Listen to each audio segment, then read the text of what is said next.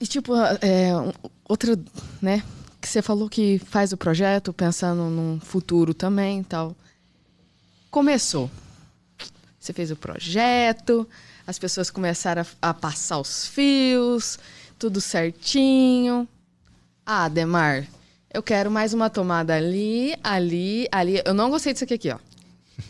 Mas você que pediu. Mas eu não gostei. Isso acontece muito, viu, Amanda? Isso acontece Já está preparado muito, nesse bastante. futuro? Como é que funciona aí nesse caso? O que acontece? Isso acontece... Aí a gente pode entrar nesse assunto depois, até na entrada de energia. Começa aí. Mas vamos lá começar, então, já na infra interna. Sim, a gente prevê tudo isso. A gente tem que trabalhar hoje com um espaçamento ali, uma segurança... A infraestrutura de eletroduto, ele tem que ter a taxa de ocupação em 60%. Ou seja, eu tenho 40% que é obrigatório, por norma, eu ter sobrando ali. Mas para troca de calor desses cabos. Então, muitas vezes toma isso, esses 40%, como sendo a minha sobra para eu passar mais fio. Mas não é muito isso. Então, eu, Ademar, trabalho como? Nossa, eu acho que ninguém... Não pensa nisso. Ó, vamos explicar. Tem... Como que você chama? Eletroduto? Eletroduto. É o conduíte? Tem o flexível, que é o conduíte. Exato. Tem o tubinho, a mangueira, né? Que você sopra até faz... Nossa, eu lembro quando o pedreiro falou assim, sopra aqui, aí sai aquele... Enfim. Tem essa mangueira, tem a quantidade certa de fio pra passar. Não é pra você tuchar os fios tudo, não. Exatamente. Eu não sabia disso. Exatamente. Tem essa sobra justamente para haver, a gente chama, é o fator de temperatura. A gente leva em consideração o fator de agrupamento, o fator de temperatura, se ela é embutida ou aparente. Isso tudo tem as diretrizes e esses índices que no final estabelece o eletroduto a ser utilizado. Não sei se... tem muitos profissionais que não usam esses fatores. E aí nós temos o outro também, a questão da queda de tensão, que é um fator em relação à distância dos alimentadores, dos condutores. Então, sim, respondendo a sua pergunta, Amanda, é normal o cliente mudar os pontos de lugar ali.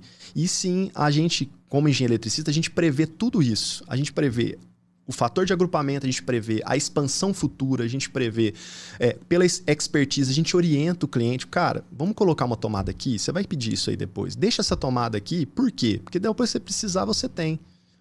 A gente faz uma estratégia da infraestrutura, não é simplesmente colocar lá na nossa caixa de passagem e derivar para o ponto de elétrica. Não, aquele encaminhamento que a gente faz é estratégico. Talvez passando já por um ponto onde tem uma caixa 4x2 para colocar uma iluminação de emergência. A gente tem um ponto que às vezes tem que colocar uma tomada, um interruptor. E aí tudo isso é estratégia para demandas futuras. Então, sim, a gente tenta prever isso e a gente consegue perceber isso quando? Na entrevista com o cliente. Em empresas muito grandes também, não é nem um tubo, né?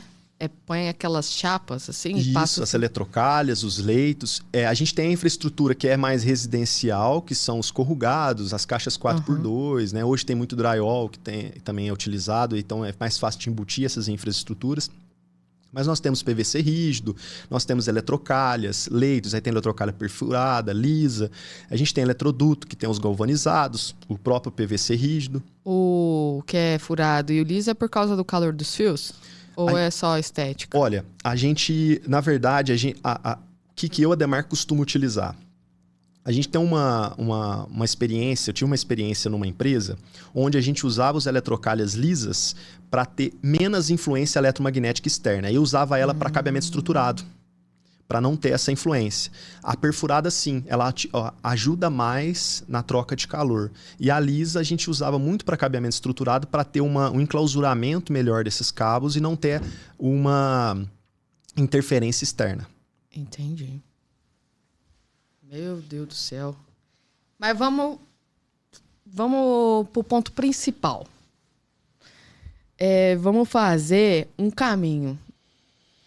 Da onde vem a energia? Vai para nossa... Como que chama? É a CEMIG, né? Sem querer fazer propaganda, é concessionária, né? Concessionária, distribuidora. Aí depois vem pra nossa casa. Isso. E enfim. Entendi. Entendeu? Eu quero fazer essa linha. Como funciona essa estrutura? Essa estrutura... E você, como engenheiro elétrico, pode acompanhar desde esse começo ou você só consegue acompanhar depois de um certo tempo? Ou o seu nicho é esse, então não posso, enfim... Posso atuar em todas as áreas. Ótimo. Então, como que acontece essa estrutura? Assim, vamos lá atrás, né? Buscar isso. Hoje o nosso sistema de transmissão ele é todo interligado. A gente chama isso de SIM, que é o Sistema Interligado Nacional. Então, toda a infraestrutura de transmissão ali são interligadas. Conforme a necessidade de demanda energética, é enviado para um determinado lugar, um cliente, de acordo com a necessidade. Enfim. Tá. Saindo daí, a gente vai para as unidades geradoras. Hoje a gente tem diversas formas de gerar energia. Inclusive a mais moderna, a fotovoltaica, né? Que é uma forma de conversão de energia mais prática, né? Ela só converte ali com agito silício e tal, converte em energia elétrica. Mas nós temos outras formas de geração. A hidrelétrica, a termoelétrica, a nuclear, a eólica. A gente tem, não é a fotovoltaica, mas é sistema solar, que usa o aquecimento do fluido para gerar energia. Só que essas outras, a gente tem uma forma e uma conversão de energia um pouco diferente, que é converter energia potencial, seja ela de diversas formas na natureza, em energia mecânica e posterior em energia elétrica. Como que funciona para chegar aqui para nós a energia hoje? Né? A gente sai de uma unidade geradora, de uma usina hidrelétrica, ela vem através da transmissão, que são aquelas grandes torres, né, que a gente vê na rodovia. Sim. A gente vê muita vez aquela bola laranja, todo mundo fala, nossa, uma bola de basquete. Na verdade, ela tem um objetivo de sinalização, né, para o tráfego aéreo. Então... E aquela... Você já viu uma de perto? Já vi. Ela é pesada? Ela é leve. Não, ela é leve. Droga. Você já teve a oportunidade de ver a manutenção daquilo? Como que eles... Eu não vi presencialmente, mas eu vi um vídeo. É absurdo. Tem que ter um sangue frio ali para poder... Rapaz. O cara não pode ter medo de altura, viu? É complicado. Mas enfim, saindo da transmissão ali, Amanda, a gente vai para na nossa distribuidora. Que no caso nosso é a CEMIG, né? Ali em frente à SPAR. Né? Acho que você sabe ali onde tem um muro bem longo, a próxima delegacia ali.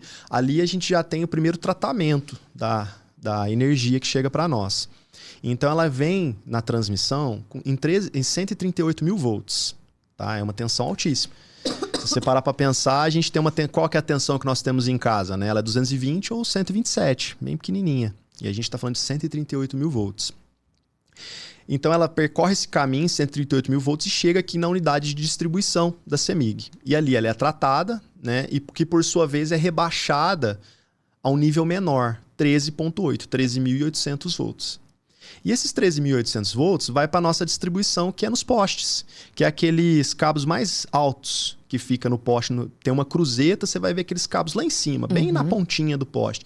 Aquilo lá ainda a gente determina como alta tensão para segurança, mas na estrutura elétrica ela é a média tensão. Tá? Então ali é distribuído em 13.800 e os bairros e as regiões ali, a gente tem os transformadores que rebaixam a níveis comerciais, que é os níveis que nós temos dentro da nossa casa. Então ela vai lá, passa pelo transformador, é distribuído novamente ali hoje modernamente nos cabos multiplex, né, que você vai ver aqueles cabinhos coloridos, trançados, ali já é baixa tensão, e ali vai sendo derivado para as residências. Então essa é a estrutura assim, de maneira bem resumida.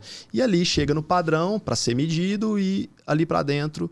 a gente está falando de residência já do cliente já. Então eu posso atuar desde lá do CEP, lá da transmissão até aqui na residência. E quando a gente vai ligar a energia também, dependendo se é bifásico, trifásico, enfim, dependendo do que for, você tem que preencher um formulário, né? Um formulário. Isso seria também para eles soltarem mais energias, assim, ou não? É que tem que ter um controle energético. Porque não é simplesmente você pendurar uma carga, uma casa, por exemplo. Você tem que ter... Quando você passa de demandas acima de 15 kW... Porque qualquer coisa tem que trocar o transformador, Isso, né? Exatamente. A gente vai cair nessa questão. Às vezes o empreendimento ele tem uma carga muito alta e a infraestrutura não está preparada para isso. Então, exige-se um estudo da CEMIG, da concessionária, não só CEMIG, qualquer outra concessionária, para ver a viabilidade daquele empreendimento. Então, acima dessas cargas, você já tem que entrar com formulários, dependendo da situação, projetos, planta de situação, e aí você vai tendo uma coisa um pouco mais complexa.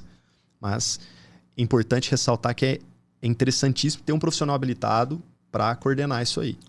Porque, tipo, os loteamentos que são, tipo, cidade industrial, ou se não, parque industrial lá indo para Santo Mais, já sabe que vão ser empresas. Será que eles já prevê isso para um transformador ou ele vai, sei lá, deixar para o cliente se virar depois?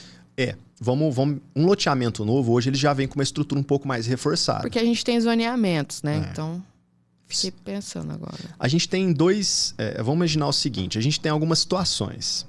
Eu já participei de um projeto, de um prédio, na verdade, onde era um loteamento novo na época e que não tinha o trifásico.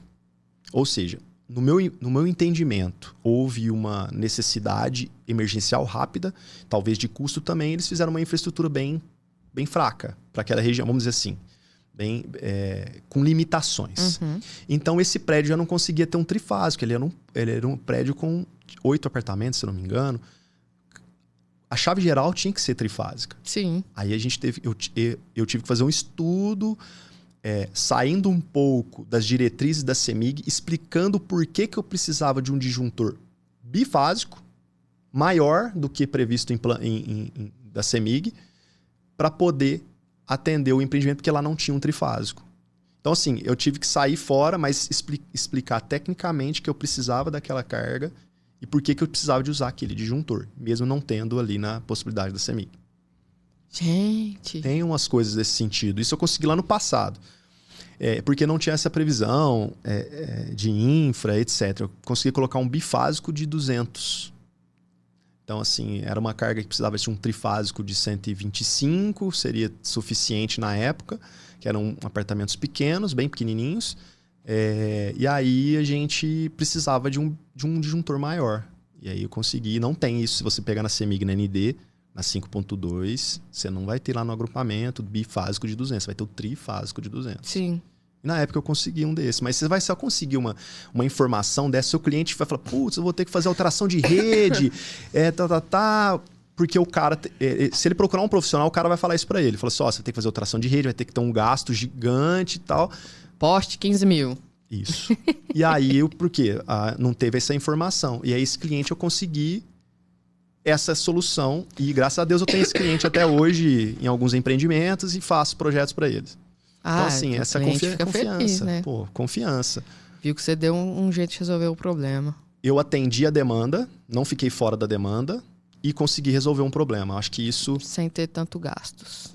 E isso hoje em dia, se você for parar para pensar, as pessoas, os profissionais não querem saber. Eles querem um dinheiro e aí o cara que se vira. Pô, mas eu falei para você que era assim. Eu tenho uma dificuldade muito grande, Amanda, é interessante falar, que às vezes eu fecho um projeto, mas eu não tô só no projeto. Eu gosto de estar com o cliente. Eu gosto de falar, cara, você pode fazer isso, isso e isso. O que você prefere? Eu dou a possibilidade pro cliente. E eu acho que falta muito isso hoje em dia. Eu acho que não só na minha área. Não sei se você concorda comigo. Concordo.